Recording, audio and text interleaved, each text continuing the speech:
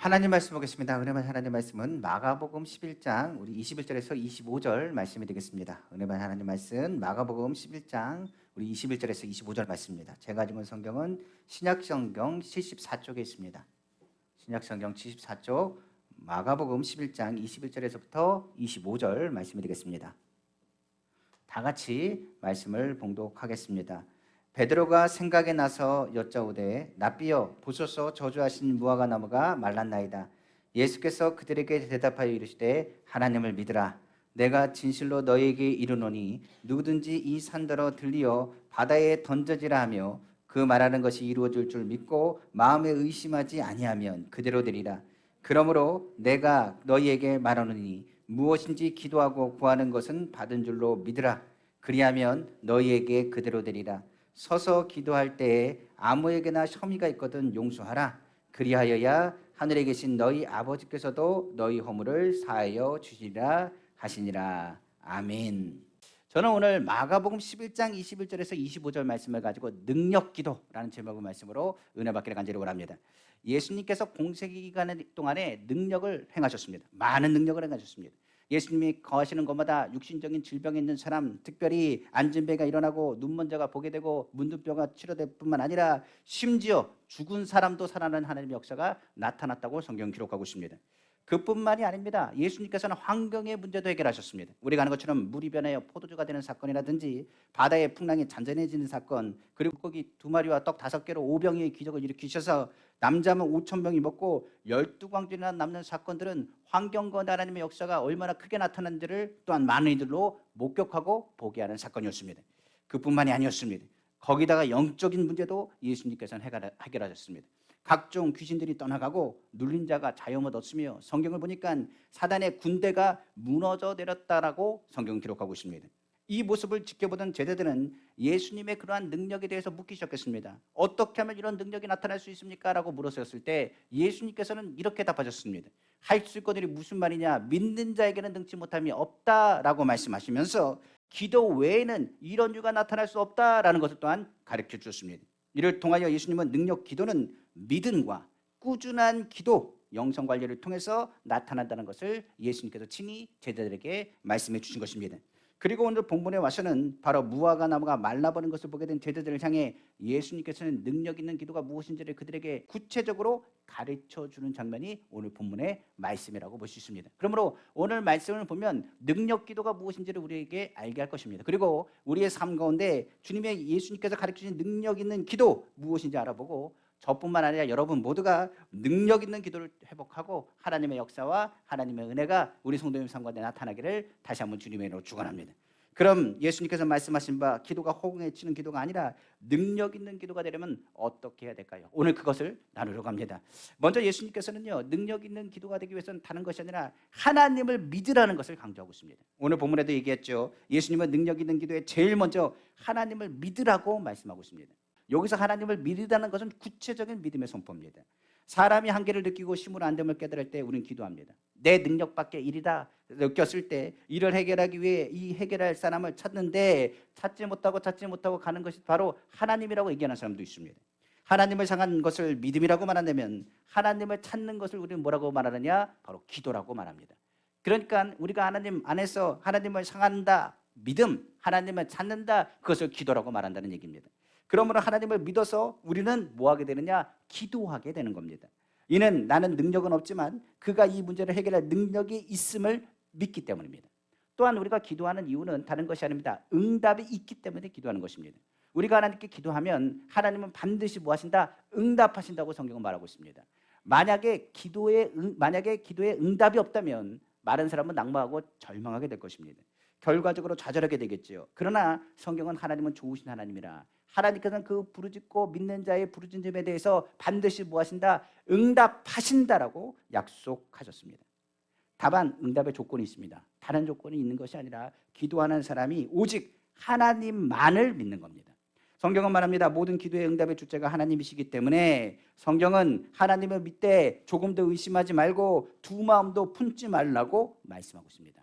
그러니까 기도하는 사람이 내가 기도가 잘 안 된다고 해가지고 다른 데 의지해서도 안 되고 내가 하나님 섬기고 하나님 믿습니다 해놓고선 다른 데를 쫓아가면 안 된다는 얘기입니다. 하나님을 믿는 사람이 기도한다면 기도할 때 하나님께서 응답의 조건으로 딱 하나 거신 것이 뭐냐면 오직 하나님께만 기도하라는 얘기입니다. 성경의 야고보서 1장 6절에 8절은 이렇게 얘기하죠. 오직 믿음으로 구하고 조금도 의심하지 말라. 의심하는 자는 마치 바람에 밀려 요동하는 바다 물결 같으니 이런 사람은 무엇인지 주께 얻기를 생각하지 말라. 두 마음을 품어 모든 일에 정함이 없는 자로다. 성경은 말씀하고 있는 것입니다.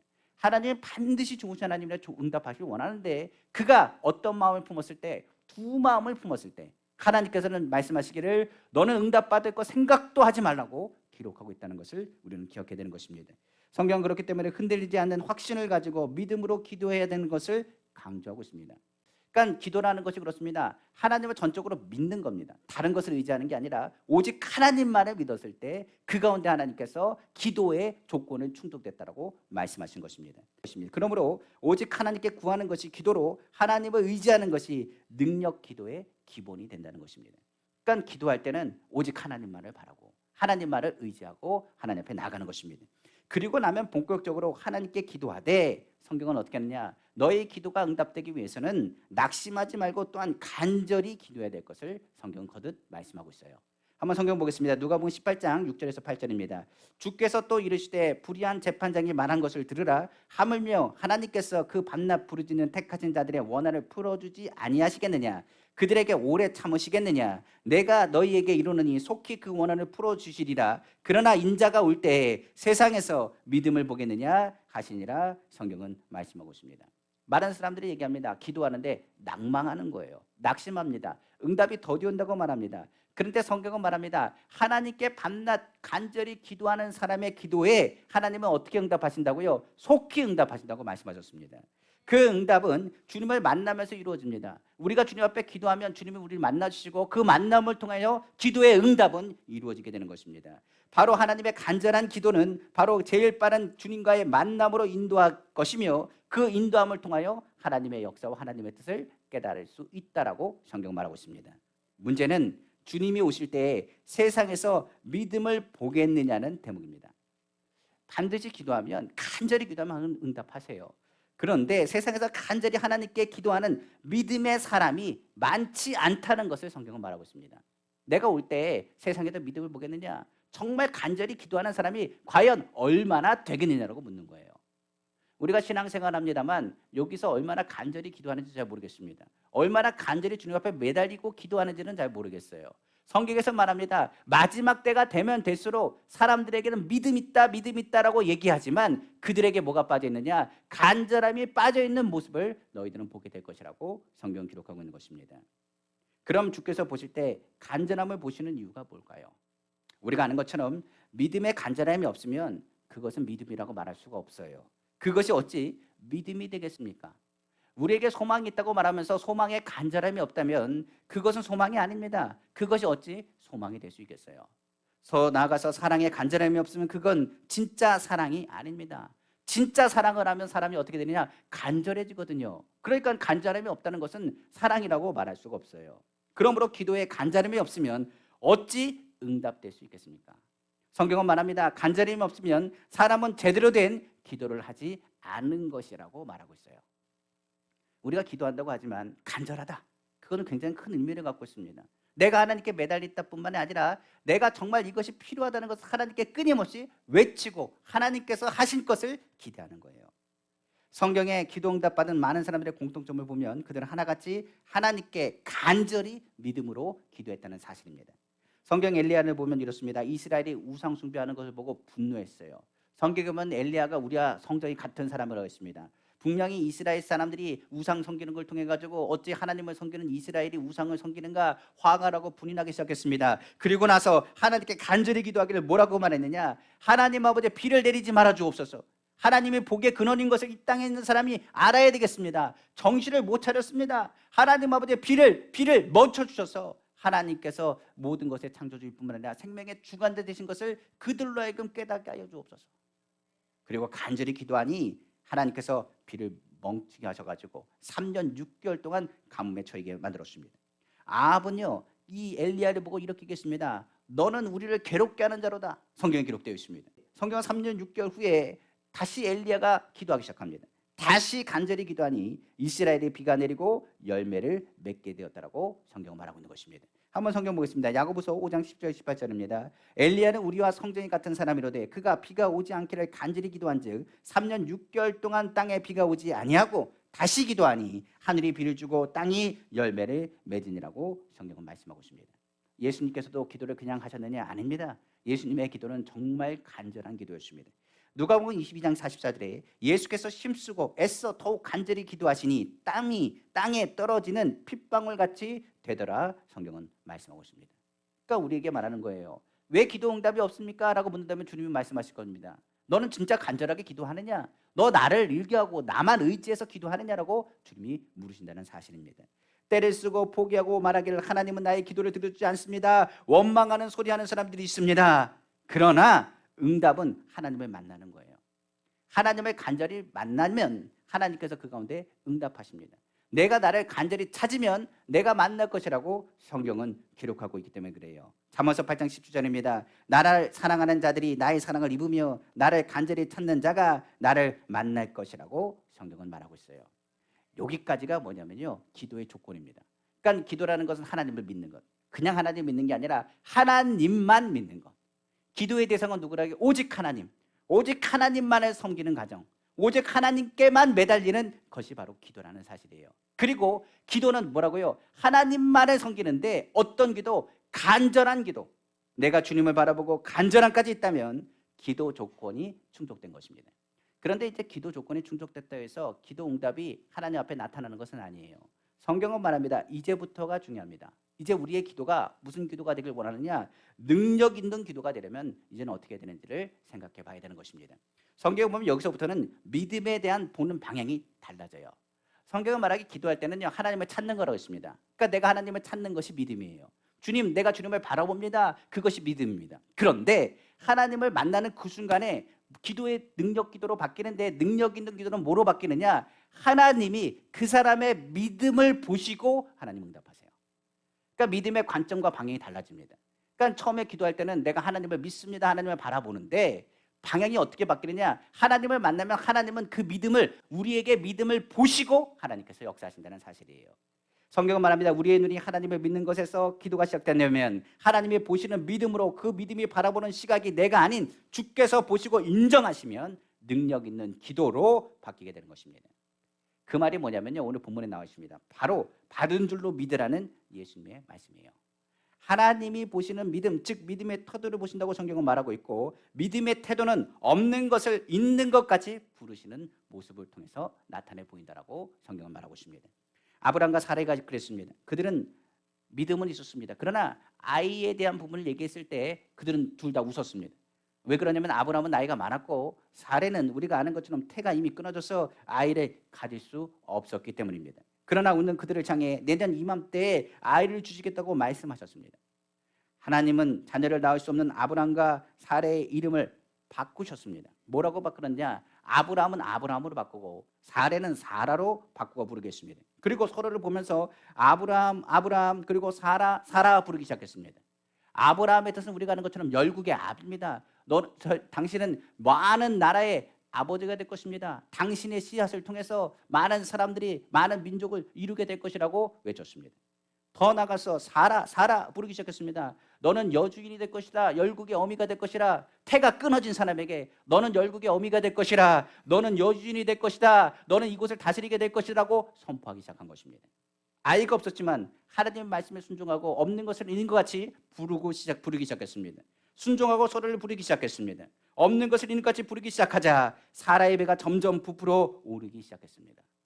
그리고 그들에게 바로 임신하게 되고 그들의 믿음의 선포와 같이 아들 이삭을 주셨다라고 성경은 말하고 있습니다. 후에 번성하여 그들은 통하여 이스라엘 민족이 되게 하셨습니다.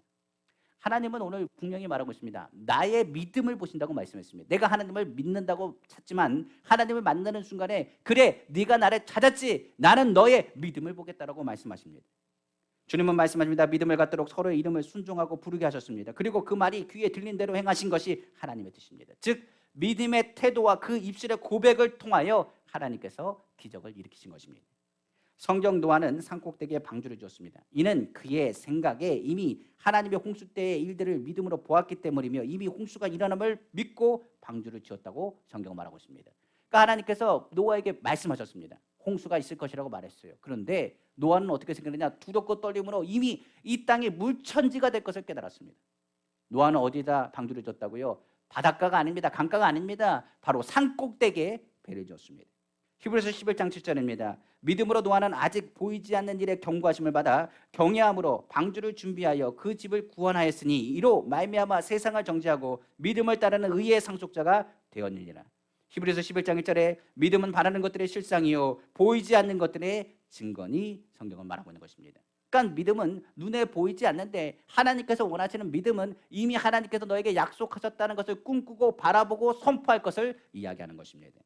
오늘 본문의 말씀도 이와 같지 않습니까? 바로 마가복음 11장 23절 24절 예수님께서 하신 말씀이 바로 받은 줄로 알아는 믿음의 고백인 것입니다. 내가 진실로 너에게 이르노니 누구든지 이 산들로 들리어 바다에 던져지라 하며 그 말하는 것이 이루어질 줄 믿고 마음에 의심하지 아니하면 그대로 되리라. 여기서 말하는 건 마음에 의심하지 않는 것입니다. 하나님을 의심하지 않는 것, 그것이 바로 하나님을 믿는 것이라고 했다면 마음에 의심하지 않는 것, 하나님의 이루실 것을 꿈꾸고 기대하고 선포하는 겁니다. 24절에 말하기를 그러므로 내가 너에게 말하니 무엇인지 기도하고 구하는 것은 받은 줄로 믿으라. 그리하면 너에게 그대로 되리라. 성경은 말씀하고 있는 것입니다. 전류증 걸린 여인이 있었습니다. 저도 전류증 걸린 여인의 기도의 내용들을 기억합니다. 제가 가장 힘들고 어려울 때 저는 손을 딱 벌려가지고 어떻게 하느냐 이렇게 잡는 기도를 합니다. 그러니까 예수님의 옷자락을 잡는다고 생각하고 기도하기 시작합니다. 그런데 우리가 아는 것처럼 전류증 여인이 그렇게 기도했다는 사실입니다. 전류증 여인이 예수님의 복음을 들었습니다. 그리고 그런 믿음을 가졌습니다. 어떤 믿음을 가졌느냐? 예수님을 만나면 나는 치료받을 것이라. 예수님의 옷자락만 잡아도 나는 치료받을 것이라는 확신을 가지고 예수님에 다가가기 시작했습니다. 그런 우리가 아는 것처럼 전류증을 걸린 여자입니다. 그의 몸은 피가 떨어져 나가고 몸은 힘이 없고 연약합니다. 그런데 예수님 앞에 나아가는 것은 정말 힘든 일입니다. 예수님 앞에 수많은 군중들이 모여 있습니다. 근데 전류증 여인에게 어떤 마음이 있었냐? 간절함이 있었습니다. 그 간절함을 가지고 군중들을 뚫고 들어가기 시작했습니다. 그리고 어느 순간인가 예수님 앞에 서 있는 걸 보았습니다. 그리고 예수님의 옷자락을 잡았습니다. 그 믿음대로 그 혈류의 근원이 끊어졌다고 성경 기록하고 있습니다. 성경에 혈류증 여인만 그렇나요? 아닙니다. 성경에 안진뱅이도 그렇고 눈먼 소경도 그렇고 그리고 병든 사람도 그렇고 신하의 병든 신하에 대한 이야기도 그렇고 그들에게 성경에서 말하기를 예수님께서 말씀하십니다. 그들의 믿음을 보시고 그들을 치료하셨다고 성경은 말씀하고 있습니다. 그 믿음이 뭐냐? 예수님을 만나면 난 치료받을 거라는 꿈을 꾸고 있는 것입니다. 예수님을 만나면 나는 이미 치료받았다, 나는 승리했다는 믿음을 바라보고 꿈꿨다는 것을 의미하고 있는 것입니다. 제자들에게 예수님께서 저주한 무화과 나무가 말라버린 것에 대해서 능력 기도에 대한 핵심이 바로 이 믿음의 기도, 의심하지 않고 구하는 것은 받은 줄로 믿으라는 것을 다시 한번 선포하게끔 하신 것입니다. 즉 하나님께 믿음을 보이라. 그리하면 하나님이 너에게 능력을 보이게 할 것이라. 단 저주받은 것은 무화과 나무만을 말씀하신 것이 아니었습니다. 당시 성전에 대한 메시지도 겸하여 주셨던 것입니다. 우리 15절에서 17절 말씀입니다. 그들이 예루살렘에 들어가니라. 예수께서 성전에 들어가사 성전 안에서 매매하는 자들을 내쫓으시며 돈 바꾸는 자들의 상과 비둘기파하는 자들의 의자를 둘러 부시며 아무나 물건을 가지고 성전 안으로 지나다님을 허락하지 아니하시고 이에 가르쳐 이르시되 기록된 바 내 집은 만민이 기도하는 집이라 칭함을 받으리라고 하지 아니하였느냐. 너희는 강도의 소굴을 만들었도다 하심에 성경을 말하고 있습니다. 성전은 만민이 뭐하는 곳이라고요? 기도하는 집입니다. 그러나 기도의 열매를 찾으러 갔던 예수님께서는 그 성전에는 기도의 열매를 찾지 못했습니다. 무화과 나무가 신선하고 이파리가 풍성했지만 그 안에 열매가 없었던 것처럼 성전에서도 성전은 빛과 번쩍한 건물같이 보일지 모르겠지만 그 안에는 뭐가 없느냐? 기도하는 사람, 기도의 열매를 찾지 못했다고 예수님께서 말씀하신 것입니다. 예수님이 성전에 다가가시니 그것은 기도하는 것이 아니요 장사하는 곳이 되었다고 말합니다. 잎판 무성한 무화과 나무처럼 겉으로는 싱싱하고 큰 나무처럼 보이지만 결국 강도의 소굴로 만들어 돈 없고 힘없어 죽게 기도하고 싶어도 갈 수 없는 장소, 바로 형식만 남아있는 성전의 모습만을 보였던 것입니다. 그러니까 한마디로 얘기하면 돈 없으면 기도도 못합니다. 하나님의 성전에 들어가지도 못합니다. 하나님께 드릴 것이 없다고 얘기하며 그들조차 성전에 가서 부르짖고 기도하고 싶은데 그 기도의 문턱이 높아졌다는 것을 말합니다. 예루살렘 성전은 참으로 기도하는 사람이 없었다고 성경 예수님께서 말씀하셨습니다. 결국 예수님은 성전의 무너짐을 예언하셨습니다. 그리고 70년에 바로 예루살렘 성전은 로마에 의해 무너지게 되고 현재 서쪽 벽만 잔해만 남아 그 벽을 우리는 뭐라고 부르느냐? 통곡의 벽이라고 말합니다. 그러니까 이 통곡의 벽을 통하여 그 벽만 남겨놓으시고 성전에 돌 하나도 없이 성전의 모든 것들을 무너뜨리셨습니다. 많은 사람들이 통곡의 벽에 가서 손을 대고 기도하기 시작합니다. 다른 걸 기도하지 않겠죠. 하나님 아버지, 예루살렘 성전을 회복하여 주옵소서. 하나님 아버지, 우리에게 잘못했습니다. 용서해달라고 부르짖고 기도해서 그 벽이 통곡의 벽입니다. 이처럼 받으려는 믿음, 기도의 모습은 하나님이 보시는 믿음이요 능력의 기도로 나타난다는 사실입니다. 기도는 하나님께 소망을 두는 거지 하나님께 나의 소원을 비는 게 아닙니다. 기도 응답은 나의 욕구와 갈망의 해결이 아니라 하나님 나라와 그의 이루를 이루는 것이라고 성경은 또한 기록하고 있습니다. 한 번 더 보겠습니다. 마태복음 6장 우리 30절에서 34절입니다.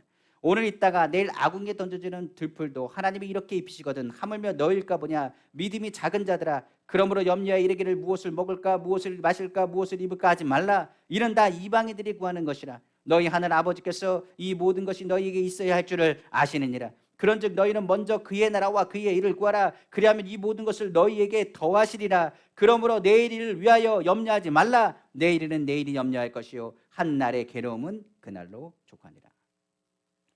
믿음의 적은 자들의 특징은 무엇을 먹을까 무엇을 마실까 무엇을 입을까 염려함이 있습니다. 그것은 그들이 요구하는 소원입니다. 내일의 염려는 신앙의 전진과 교회 붕을 맞습니다. 우리가 주춤하고 있다고 한다면 내일이 된 하나님을 향한 믿음이 적기 때문입니다. 그러나 믿음의 사람은 하나님 나라와 그의 일을 소망합니다. 특징은 무엇을 먹을까 무엇을 마실까 무엇을 입을까가 아니라 하나님 나라를 소망합니다. 결코 염려하지 않고 그 괴로움은 그날로 족하다고 더 이상 갈등하지 않습니다. 이런 사람은 주님의 능력이 늘 머물러 있는 사람이고 언제나 강하고 담대합니다. 이스라엘이 광야에서 40년 동안 그들이 얘기하는 것 무엇을 먹을까 무엇을 입을까의 문제였습니다. 그들이 믿음 안에서 가나안 땅으로 들어갈 수 있는 그 문턱 가데스 마네에서 그들의 믿음이 없음을 하나님 앞에 들켜버리고 말았습니다. 그들은 얘기합니다. 그들의 민족은 큽니다. 우리가 마실 물도 그리고 먹을 것도 없습니다. 우리는 힘도 능도 없습니다. 그들의 믿음 없음 때문에 그들은 가나안 땅을 밟지 못했습니다. 그러나 여호수아 갈렙은 강하고 담대하게만 했습니다. 저들의 신은 저들에게도 떠나갔고 하나님이 우리와 함께 하십니다. 저들은 우리의 밥입니다. 주님을께서 원하시면 그것을 우리에게 주십니다 라고 말했습니다. 하나님의 소원이 뭐라고요? 가나안 땅에 들어가는 거면 하나님께서 그 땅을 주시는 것입니다. 그러므로 여러분 하나님을 이렇게 얘기하지 마십시오. 원망하지 마시고 대항하지 마시고 대적하지 마시고 하나님의 소원을 이루어 드리십시다 라고 선포한 것이 바로 여호수아 갈렙입니다. 그래서 능력 기도는요 다른 것이 아닙니다. 예수 능력 있는 사람, 한마디로 얘기하면 능력 기도라는 말보다는 능력 있는 사람의 기도라고 하는 것이 옳습니다. 그러니까 기도가 어떤 사람이 기도에 능력이 있느냐, 능력 있는 사람의 기도가 능력이 있어요.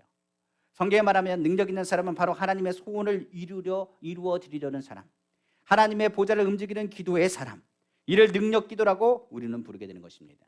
빌립보서 2장 13절에 말합니다. 너희 안에서 행하시는 하나님이시니 자기의 기쁘신 뜻을 위하여 너희에게 소원을 두고 행하게 하신다고 성경은 말하고 있어요.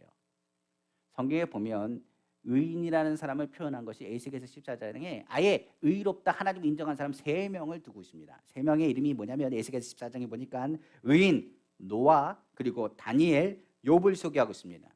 그들은 성경에 말합니다. 당세 의로운 사람으로서 노아를 선택했고 성경에 보면 구약에 보면 다니엘은 하늘의 빛과 같이 빛나는 사람, 하나님이 인정하는 사람, 사람들도 인정한 사람이 누구였느냐? 하나님의 신에 감동된 사람 다니엘이라고 성경 기록되어 있고 욥은 하나님이 얼마나 그를 인정했는지 사단도 시기해서 사단이 시험을 하는 그런 일들까지 일어났던 것, 바로 하나님이 욥을 인정하셨고 의롭다고 인정하고 자랑했던 사람이 바로 욥이었습니다.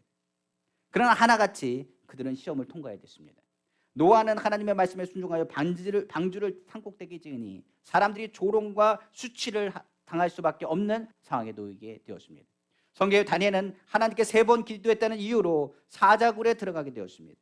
그리고 욥은 하나님의 인정받은 사람, 하나님 칭찬받는 사람이라는 이유로 가장 가까운 사람들로 인해 시험을 받아야 했습니다. 그러니까 주변에는 가까운 사람, 아내로부터 시작해가지고 자신의 절친이라는 사람들이 와가지고 하나님의 이야기를 하면서 그를 정죄하고 그를 힘들게 했습니다. 그리고 그 시험을 그들은 통과했습니다. 성경에 보니 그들은 압니다. 자신의 능력으로 시험을 이긴 것이 아니라 자신의 능력이 아니라 하나님께서 인자와 국률하심으로 시험을 통과시켜 주었다는 사실을 그들은 알게 되었다라고 성경은 말합니다. 바로 하나님의 능력이 그들 가운데 임할 때 비로소 이 일들을 이루게 된 것입니다. 그들에게 또 하나의 공통점이 있습니다.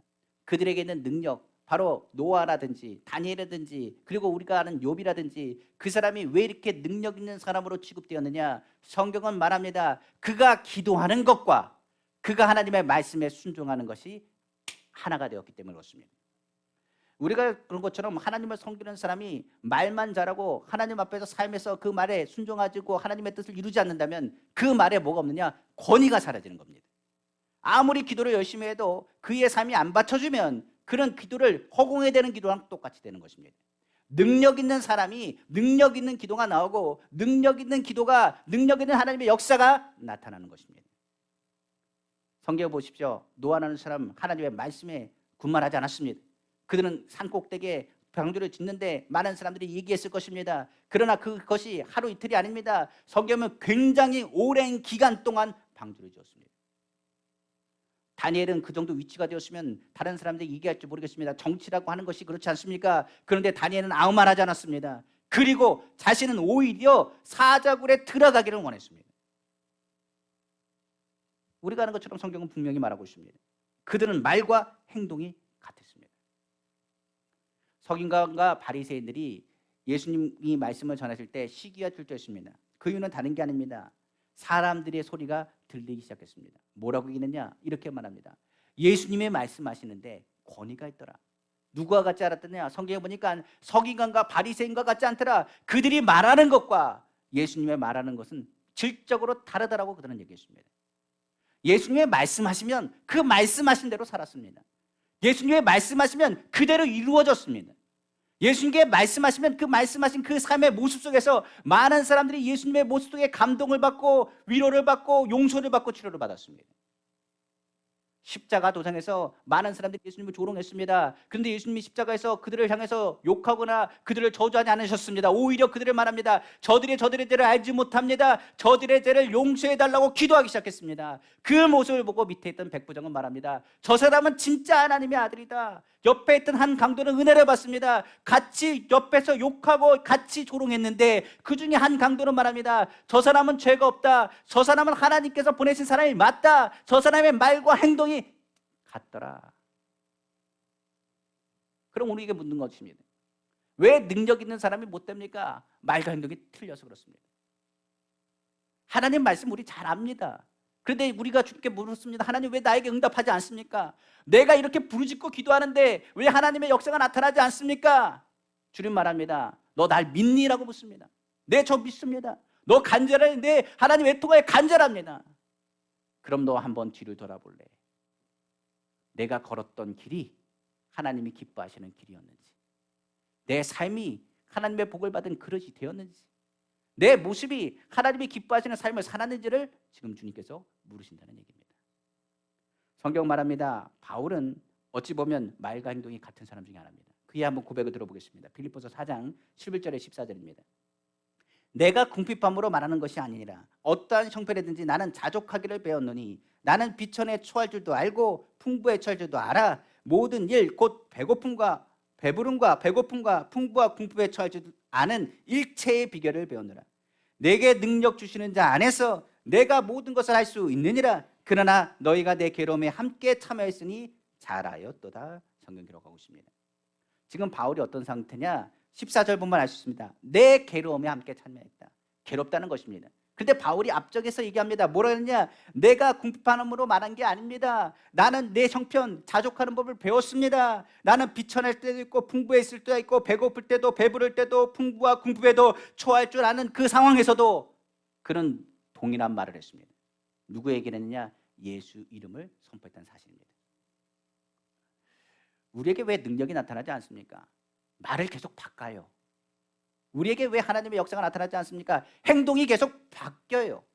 우리가 하나님의 말씀에 능력을 압니다. 그런데 하나님 말씀대로 안 살아요.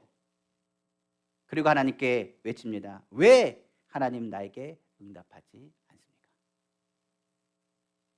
성경은 그래서 예수님 우리에게 본으로 보이신 거예요. 능력 있는 기도는 다른 것이 아닙니다. 하나님 믿고 간절히 꾸준히 기도하라. 기도라는 거 오늘 뜨겁게 기도했다고 해가지고 능력 받는 게 아닙니다. 능력이라는 게 그래요. 기술이라는 거 그렇습니다. 기술이요 뭐합니까? 하루아침에 터득되는 게 아니에요. 꾸준함이 있어야 돼요. 신앙생활도 그렇습니다. 믿음의 생활, 기도 생활이요 그냥 한 번 기도했다고 끝나는 게 아닙니다. 성령 충만은 계속 충만하도록 성령님과의 교제가 있어야 돼요. 능력 기도는 하나님을 믿고 하신 일을 바라보고 감사하며 믿음을 선포하며 기도하는 것입니다. 하나님 하실 것을 기대하는 거예요. 비어있는 성전이 꽉 찬 것을 바라보고 기도할 때 하나님께서 채우시는 겁니다. 우리의 삶 가운데 하나님이 도우실 것을 바라보고 하나님께 기도하고 구하는 겁니다. 그 믿음을 보시고 하나님께서 역사하시는 거예요. 능력 기도는 하나님 믿고 그 말씀과 기도가 같아야 돼요. 예배는요 삶을 넘어서지 못해요. 삶이 뭐가 되길 원하냐? 예배가 돼야 돼요. 기도도 그렇습니다. 기도 응답도 삶을 넘어서지 못해요. 기도하는 자가 삶의 그릇을 넓혀야, 지경이 넓혀져야 그 가운데 하나님 앞에서의 영향력이 나타나요. 그것이 능력이에요. 성경은 분명히 말하지요. 능력이 있는 기도는 경건의 모양은 있으나 경건이 능력이 사라진 이 시대에 주님의 임재와 만남을 이끄는 사람의 기도예요. 주일날 그럼 저는 어떻게 해야 될까요? 기도해야죠. 은혜 받기 위해서 주일날 어떻게 해야 될까요? 기도함으로 준비해야죠. 능력 있는 기도는 어떠한 상황에도 예수님의 은혜에 감사하고 주님의 일하심을 기대하고 나아가 많은 이들에게 희망이 되어 살리는 기도가 능력 있는 기도예요. 사람이 비방하는 게 아닙니다. 사람을 일으켜 세우는 기도가 능력의 기도죠. 할 수 없는 것을 할 수 있게 하는 것. 사람은 할 수 없지만 하나님이 하시는 것, 그게 능력이에요. 내가 능력이 아니라 주님이 나와 함께 하심을 통하여 나에게 주시는 그분이 나와 함께 하시는 것이 우리의 능력입니다. 오늘 주님은 분명히 말씀하셨습니다. 예수 이름으로 기도하라. 그리고 예수 이름으로 기도하면 반드시 응답하신다. 예수 이름으로 용서하라. 그러면 예수 그리스도의 능력이 우리 안에 거한 것을 너희가 체험하게 될 것이라. 말씀을 마치겠습니다. 오늘 능력 기도라는 얘기를 잠깐 나눴습니다. 나에게 있는 게 아닙니다. 주님 앞에 있습니다. 나는 능력 없는 사람입니다. 그러나 예수 그리스도가 내 안에 있으므로 나는 능력 있는 사람입니다. 바울이 고백한 것처럼 내가 능력 주는 자 안에서 내가 모든 것을 할 수 있는 사람입니다 라고 고백한 것처럼 예수님이 우리 안에 거하시고 성령이 우리 안에 거하면 사람은 할 수 없지만 하나님이 하시는 일들을 하게 됩니다. 예수 믿게 되면 착해집니다. 예수 믿게 되면 사람은 살리기 시작합니다. 예수 믿게 되면 남을 비방하는 것을 좋아하지 않습니다. 예수 믿게 되면 그때부터 어떻게 되느냐? 그 기도의 내용이 달라집니다. 제일 먼저 누구부터 보게 하느냐? 바로 나에게 가장 힘들게 한 사람부터 기도하게끔 성령께서 만드십니다. 하나님 안에서 능력 있는 사람의 기도는 하나님 보좌를 옮길 뿐만 아니라 하나님의 역사를 이루게 될 것입니다. 그러므로 오늘 말씀을 기억하고 우리가 하나님 앞에 기도하고 믿음으로 나아갈 때 하나님이 하시는 일들을 기대하며 오늘도 승리하는 발걸음 다 되시기를 다시 한번 주님의 이름으로 축원합니다. 기도하겠습니다.